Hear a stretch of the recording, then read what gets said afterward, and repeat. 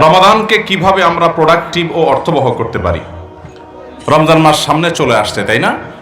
আমরা অনেকেই রমাদান মাসকে সুন্দরভাবে কিভাবে কাটাবো, কিভাবে ফলপ্রসূ রমজান অতিবাহিত করব, আমরা এই পলিসি জানি না। আমাদের বেশিরভাগ মানুষের রমজান মাস মানে হলো 4টা কাজ। কয়টা কাজ? রোজা রাখা, তারাবি পড়া, ইফতার খাওয়া, সাহরি খাওয়া, বাস শেষ। ঠিক না ভাই? ঠিক। রোজা, তারাবি, ইফতার, সাহারি, এই 4টা ছাড়া আর তেমন কোনো কাজ আমাদের রমজানে পাওয়া যায় না। রমজানের মাসের আসল উদ্দেশ্য সিয়াম সাধনা, রোজার আসল উদ্দেশ্যটাই আমরা বেশিরভাগ লোক জানি না। আল্লাহ তাআলা কোরআনে কারীমে সিয়ামের উদ্দেশ্য বলেছেন লাআল্লাকুম তাত্তাকুন, তোমাদের উপর সিয়ামকে ফরজ করা হয়েছে যাতে তোমরা তাকওয়া অর্জন করতে পারো। আপনার রমজানকে যদি আপনি অর্থবহ করতে চান, সার্থক রমজান যদি কাটাতে চান, যেই একটি রমাদান আপনার নাজাতের জন্য যথেষ্ট হবে, যে সিয়াম সাধনা আপনার জন্য অর্থবহ হবে, মুফিদ এবং উপকারী হবে এবং আপনার সিয়ামটা কাজে আসবে, এটা যদি চান তাহলে আপনাকে মূলত একটা কাজ প্রধানত করতে হবে, আর সেটা হলো রমাদান মাসের সকল গুনাহগুলো ছাড়ার প্রতিজ্ঞা করতে হবে। কি করতে হবে ভাই? সকল হারাম ত্যাগ করার প্রতিজ্ঞা করতে হবে এখন থেকে, যে আমি একটি মাস শতভাগ সকল হারাম মুক্ত জীবন গঠন করব। চেষ্টা করা যাবে না ইনশাআল্লাহ? রমাদান এসেছেই আমাদেরকে মুত্তাকি বানানোর জন্য। সিয়ামের এই ইবাদত আল্লাহ দিয়েছেনই আমাদেরকে তাকওয়া চর্চা করবার জন্য। সিয়াম বা রোজা কিভাবে আমাদেরকে মুত্তাকি বানায়? খুব ইন্টারেস্টিং একটা বিষয় ভাই। দেখেন, আমরা যখন রোজা রাখি তখন আমরা পান বা আহার, যৌনতা, এর কোনোটাই আমরা রোজাদাররা কেউ করি না। পৃথিবীতে একজন মানুষও পাবেন না যে রোজা রাখে সিরিয়াসলি, সে আবার গোপনে গোপনে গিয়া পানি খায়। এটা কোনো রোজাদারে করে? সবার সাথে বাটপারি করলেও রোজা রেখে এই জায়গায় কেউ চালাকি বাটপারি করে না।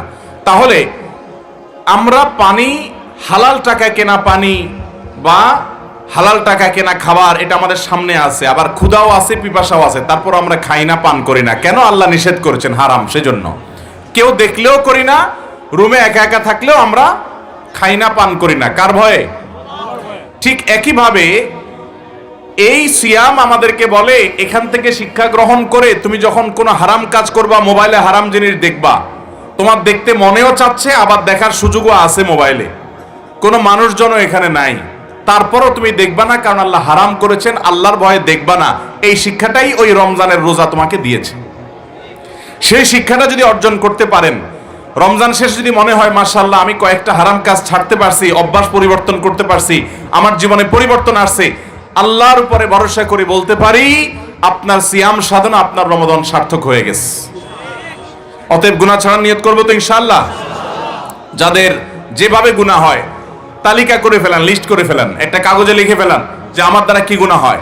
আমার ফেসবুকে হারাম সম্পর্ক আছে কিছু মানুষের সাথে, একটা গুনাহ। আরেকটা গুনাহ, বন্ধু বান্ধবের সাথে আড্ডা মারলেই আরেকজনকে নিয়ে গীবত শেখায়েত হয়, আরেকটা গুনাহ।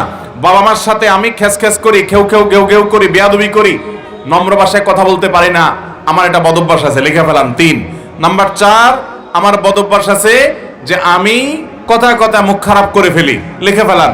আপনি লেখেন যে আপনার বদভ্যাস আছে, আপনি চোখের জেনা করেন, লিখে ফেলান। এভাবে যত বদভ্যাস আছে সবগুলো লেখেন, লিখে রমজান উপলক্ষে এগুলোকে টাঙায় রাখেন এবং নিয়ত করেন যে হে বদভ্যাসগুলো, আমি এই রমজান উপলক্ষে তোদের একটা একটা করে সবগুলোকে কোরবানি করব। চেষ্টা করা যাবে না ইনশাআল্লাহ? রমাদান শেষে যদি আপনি 2-4-5টা বদভ্যাসও ছেড়ে দিতে পারেন, 2-4টা হারাম কাজও ছেড়ে দিতে পারেন। অনেকে ধূমপানে অভ্যস্ত, বিড়ি সিগারেট খেতে অভ্যস্ত, এটা তারা ছাড়তে পারেন না। আমি সবসময় বলি রমজান মাসে চেষ্টা করলে সবচেয়ে সহজ এগুলো ছাড়া, কারণ পুরো দিনের 14-16 ঘন্টা এমনিই খাওয়া হয় না, এরপরে ইফতারিতে যায়, সাহারিতে সময় যায়, তারাবিতে সময় যায়, ঘুমে সময় যায়, সব মিলায় 24 ঘন্টার ভিতরে প্রায় 22-23 ঘন্টাই আপনার এমন ভাবে যে আপনি চাইলেও বিড়ি সিগারেট খাওয়ার সুযোগ নেই, আর সুযোগ থাকে 1-2 ঘন্টা।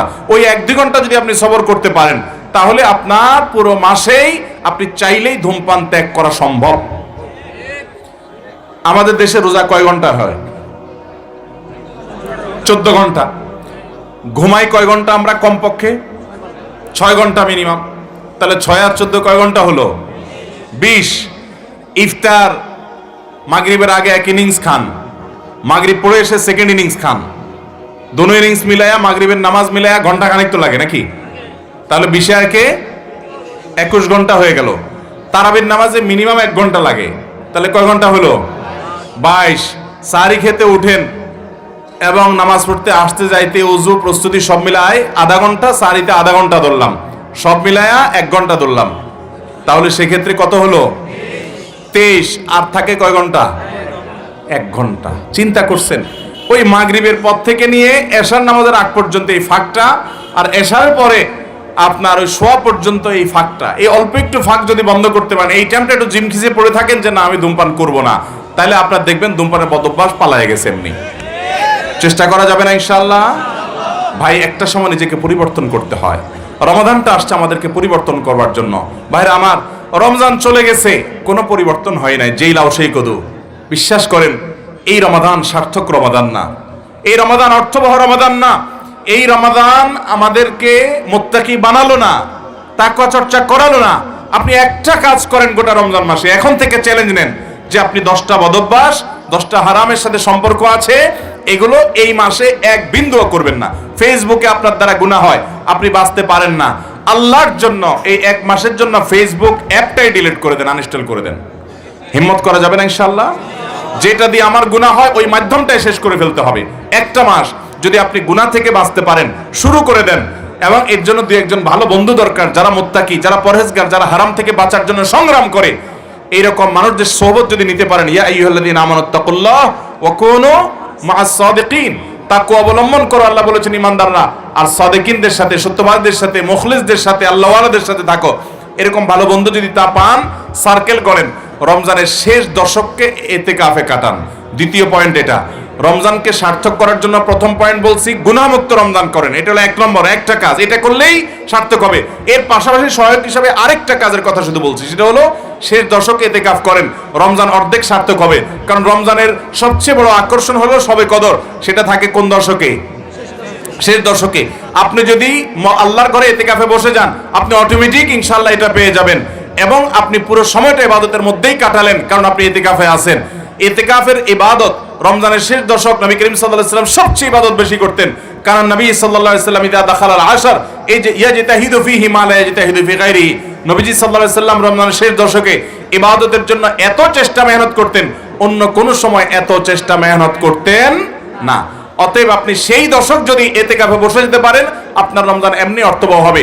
ঈদের কেনাকাটা আমাদের অনেকের রমজান প্রথম 2 দশকে, প্রথম 20 দিনে যাও আমল করি, এটা শেষের দশকে মার্কেটে গিয়ে চোখে জেনাটেনা করে আমরা নষ্ট করে ফেলি। ইতিকাফ করলে সেই রাস্তা বন্ধ হয়ে যাবে। তাহলে মূল আমল হলো রমজানকে সার্থক করার জন্য একটা কাজ করেন, গুনাহমুক্ত রমজান কাটান। অনেক বেশি আমল করতে না পারেন, এই একটা কাজ করতে পারলে সাকসেস। পাশাপাশি সম্পূরক আরেকটা হলো ইতিকাফ করেন। চেষ্টা করবেন তো ইনশাআল্লাহ? তাহলে ইনশাআল্লাহ কোরআন তেলাওয়াত করা, অন্যান্য যত আমল আছে, রমাদানের স্পেশাল 27টা আমল আছে। আমার একটা বক্তব্য আছে, অনলাইনে শুনে নিতে পারেন। রমজানকে কেন্দ্র করে রমজান মাসের জন্য স্পেশাল বিশেষ আমল কোরআন হাদিসের আলোকে আছে কতগুলা? 27টা।